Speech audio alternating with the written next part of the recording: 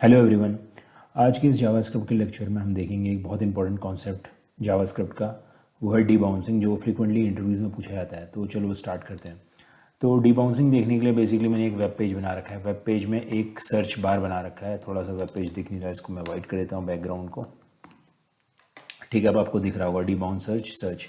तो पहले first of all debouncing होता क्या है। तो बहुत बार ऐसे सिनारियोज आते हैं। बेसिकली डीबाउंसिंग एक ऐसी टेक्निक है जिसको यूज़ करके हम लोग कुछ ऐसे ऑपरेशंस हमारे वेब पेज में होते हैं जो इतने फ्रिक्वेंटली होते रहते हैं कि अगर उसको हम उसको कंट्रोल ना करें तो वो लगातार ट्रिगर होते रहेंगे, और मतलब उनकी कोई लिमिट नहीं होगी ट्रिगर होने की। तो उस चीज़ को कंट्रोल करने के लिए हम डीबाउंसिंग टेक्निक यूज़ करते हैं। तो मैं एक केस सिनेरियो आपके लिए बनाता हूँ डीबाउंसिंग। लेट से बहुत सारी वेबसाइट्स होती हैं, सर्च इंजन्स होते हैं, उसमें लेट से हम लोग ने हमारी पास एक ई कॉमर्स की वेबसाइट है। लेट से फ्लिपकार्ट है। फ्लिपकार्ट पे आप सर्च कर रहे हो, फ्लिपकार्ट पे आपको आपकी वेबसाइट है, आपको यार ट्रैक रखना है कि यार यूज़र क्या सर्च करता है। ठीक है, अब यूज़र क्या सर्च करता है, ये एक आपके पास एक सर्च इंजन है गूगल का। तो आप यहाँ पे सर्च करोगे यूज़र क्या सर्च करता है, यूज़र फाइल सर्च करता है या कुछ भी, फाइल हिप्पो या कुछ भी सर्च करता है किसी भी ई कॉमर्स वेबसाइट पे। ठीक है, तो उसके लिए आप क्या करोगे, उसके लिए जैसे यूज़र ने टाइप किया फाइल। ठीक है, तो आपने देखा कि यूज़र ने फाइल टाइप कर दिया।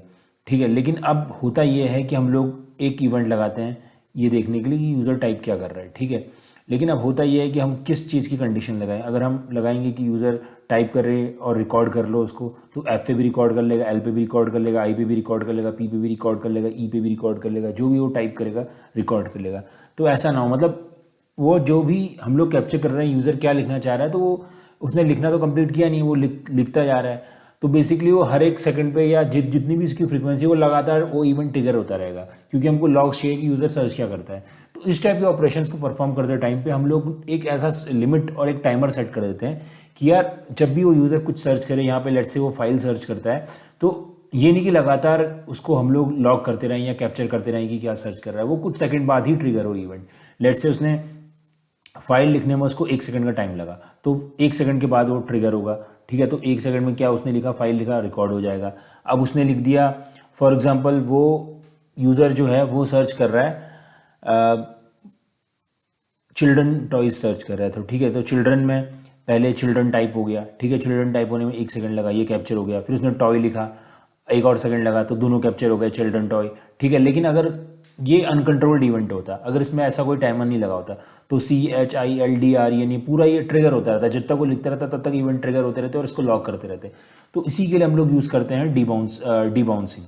ठीक है, तो हम लोग ने बेसिकली करके रखा है, एक सिंपल सा फील्ड बना रखा है, इनपुट फील्ड बना रखा है सर्च टाइप का, और उसमें यूज़र जो भी लिखेगा उसमें हम लोग डीबाउंसिंग इंप्लीमेंट करेंगे। तो डीबाउंसिंग में होता क्या है, हम लोग ने कुछ नहीं कर रखा, हम लोग ने एक सर्च इनपुट को gate element by ID search ले लिया, इस सर्च इनपुट का बॉक्स को ले लिया है। ठीक है, उसके बाद मैंने क्या किया, सर्च इनपुट में इवेंट लिस्नर लगा दिया, इवेंट में इनपुट लगा दिया, और जैसे ही इनपुट में कोई कुछ भी एंटर करेगा तो डीबाउंस फंक्शन हमारा कॉल होगा। अब ये मैंने वहीं पे यही चीज़ मैं आपको समझा रहा था। डीबाउंस सर्च का मतलब जैसे कोई पे कुछ भी टाइप करता है, कुछ भी उस पर हरकत करता है, कुछ भी एक भी कीवर्ड लिखता है, तो डीबाउंस सर्च कॉल हो जाएगा।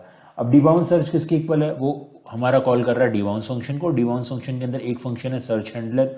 सर्च हैंडलर बेसिकली हम लोग लेट से हम लोग यूज़ कर रहे हैं कि यूज़र का हम लोग लॉग बना रहे हैं। यहाँ पे हम लेट से हम लोग कोई ऑपरेशन परफॉर्म हो रहा है, अभी मैंने कुछ लिखा नहीं है, लेट से यहाँ पे ऑपरेशन परफॉर्म हो रहा है जो लॉग कर रहा है यूज़र सर्च को। ठीक है, हम किसी फाइल में सेव कर रहे हैं कि जो भी यूज़र सर्च कर रहा है उसके लॉग्स बना रहे हैं। ठीक है, तो अब डीबाउंस मैंने फंक्शन कॉल कर दिया, उसके अंदर सर्च हैंडलर ये चला गया, ये फंक्शन चला गया। लेकिन अब ये फंक्शन मैं नहीं चाहता कि हमेशा कॉल होता रहे, क्योंकि वरना तो यूज़र एक लिखेगा ही, जैसे ये भी कैप्चर होता रहेगा, ये भी कैप्चर होता रहेगा, ये भी कैप्चर हो जाएगा। मैं चाहता हूँ कि वो एक वर्ड अपना कंप्लीट कर ले, मतलब कुछ सेकंड हो जाए उसको, उसके बाद ही वो सर्च हो।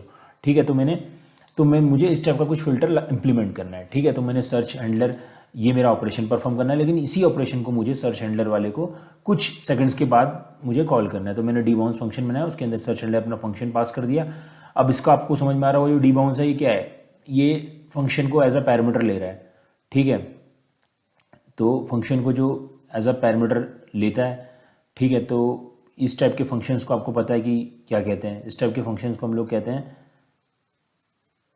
Call back functions. ठीक है, एंड 5000 ये है जो डिले मुझे कराना है। ठीक है, मैं कितना, कोई भी कंपनी कितना भी स्टैंडर्ड सेट कर सकती है, कोई 3 सेकंड सेट कर सकता है, कोई 1 सेकंड सेट कर सकता है, कोई हाफ सेकंड सेट कर सकता है, ठीक है, बेस्ड ऑन दैट। तो अब मैं डिबाउंस फंक्शन को कॉल कर रहा हूँ। तो डिबाउंस फंक्शन क्या कर रहा है, इसने लेट सेट टाइम आउट, एक डिबाउंस टाइम आउट बना दिया और एक फंक्शन रिटर्न किया मुझे, ठीक है, मुझे एक फंक्शन रिटर्न कर रहा है जो क्या कर रहा है, क्लियर टाइम आउट कर रहा है, क्लियर टाइम आउट कर रहा है किसका, डिबाउंस टाइम आउट का, ठीक है।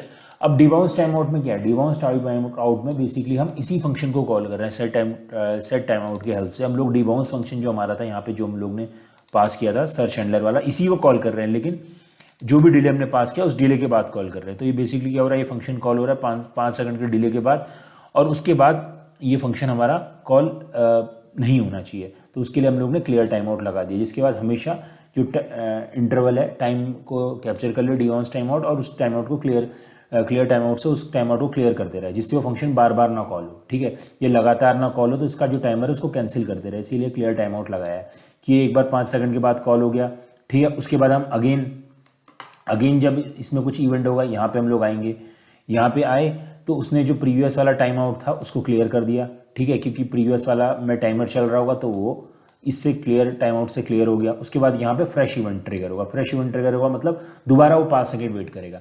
मतलब हमारा एक एक सर्च हम लोग जो वर्ड लिख रहे हैं वो लॉग में कैप्चर हो रहा है हर 5 सेकंड्स के बाद, क्योंकि यहाँ मैंने 5000 लिखा है। लेट्स से मैंने, देखो एग्जाम्पल के लिए मैं यहाँ पर टाइप लिखता हूँ, ठीक है, तो अभी मेरे लॉग्स में नहीं आया है, मेरे लॉग्स में 5 सेकंड बाद आएगा जो भी मैंने लिखा हुआ है, ठीक है। तो अब आया टाइप, सर्चिंग फॉर टाइप आ गया, ठीक है। अब नेक्स्ट 5 सेकंड्स में आएगा जो मैंने और कुछ लिखा होगा, ठीक है, मैं लिख दूंगा टाइप दिस, लिख दिया मैंने। तो अब नेक्स्ट 5 सेकंड्स का वेट करेगा क्योंकि मैंने यहाँ पे 5 का टाइम आउट दे रखा है। तो नेक्स्ट 5 सेकंड्स में देखो टाइप दिस आ गया। अब मैं इस टाइम को कम कर देता हूँ, लेट से मैंने ये बहुत ज़्यादा रखा था, मैंने 1 रख दिया, ठीक है।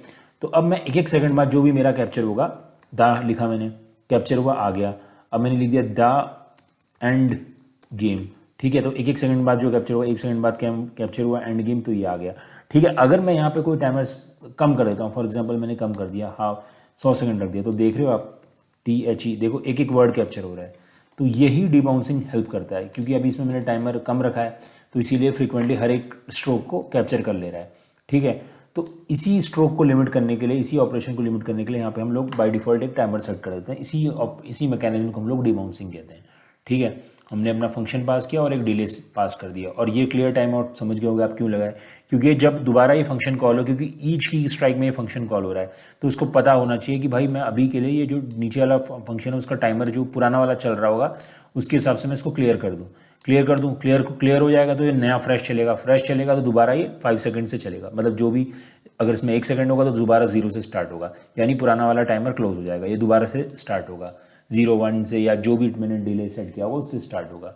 तो ये था डिबाउंसिंग। आई होप आपको समझ में आ गया होगा डिबाउंसिंग किस लिए यूज़ करते हैं हम लोग जावास्क्रिप्ट में।